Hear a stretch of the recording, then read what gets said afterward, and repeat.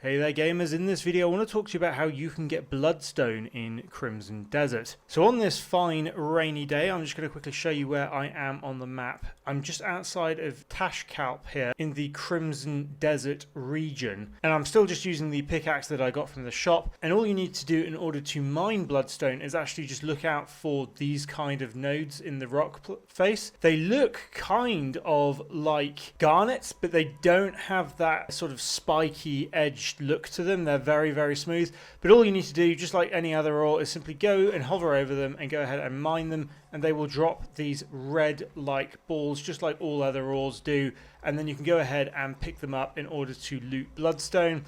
I've seen a couple of these around the region now, so this does seem like a good area to go and mine them. And again, I am still just using the standard pickaxe straight from the store. So I really hope that this tutorial helped. Please do drop a like and subscribe if you're feeling generous, and check out the channel for more useful Crimson Desert tutorials. It is much appreciated. And once again, I'm just outside of Tashkalp here. Really hope this tutorial helps, and I'll see you in the next video.